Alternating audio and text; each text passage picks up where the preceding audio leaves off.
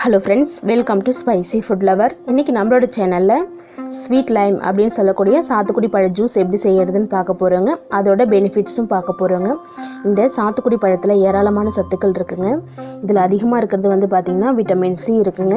இது வந்து நமக்கு நல்ல ஒரு இம்யூனிட்டி ஆன்டி ஆக்சிடென்ட்ஸை செயல்படக்கூடியது, நம்மளுக்கு நோய் எதிர்ப்பு சக்தியை அதிகமாக கொடுக்கக்கூடியது.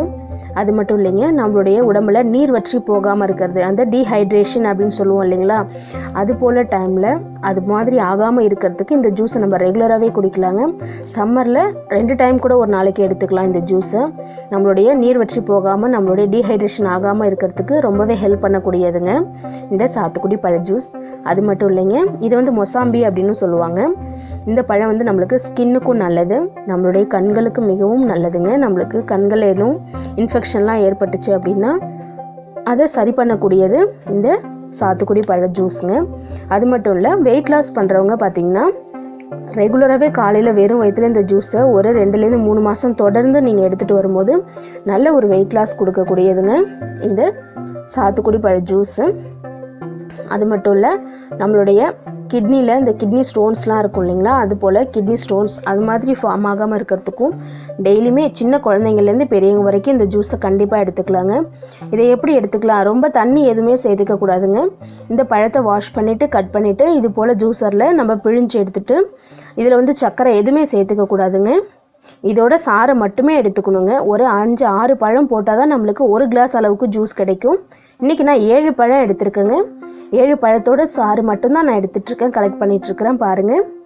எடுத்துகிட்டு அப்படியே இதை குடிக்கணுங்க. இதில் வந்து சர்க்கரை சேர்க்க விடக்கூடாது, உப்பு எதுவும் சேர்க்கக்கூடாது.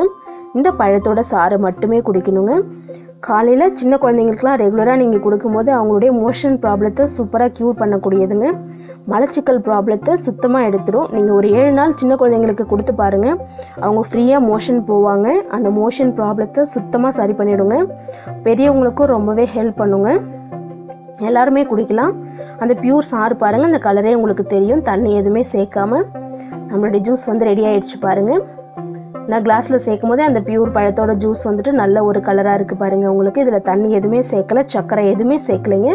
அப்படியே இந்த பழத்தோட ஃப்ரெஷ் ஜூஸை இப்படி தான் நம்ம எடுத்து குடிக்கணும். வெயிட் லாஸ் பண்ணுறவங்க காலையில் கண்டிப்பாக 1 கிளாஸ் அளவுக்கு இது போல் இந்த பழத்தோட சாறு மட்டும் குடிச்சிட்டிங்கனாலே ஒரு 3 மாதம் குடிச்சிங்கன்னா நல்லா உங்களுக்கு வந்து வெயிட் வந்து ரெடியூஸ் ஆகுங்க. இதே மாதிரி நீங்களும் உங்கள் வீட்டில் செஞ்சு பார்த்துட்டு கமெண்ட் பண்ணுங்கள் ஃப்ரெண்ட்ஸ். இந்த வீடியோ பிடிச்சிருந்ததுன்னா லைக் பண்ணுங்கள், ஷேர் பண்ணுங்கள். மறக்காமல் நம்மளுடைய ஸ்பைசி ஃபுட் லவர் சேனலை சப்ஸ்கிரைப் பண்ணிவிட்டு பாருங்கள்.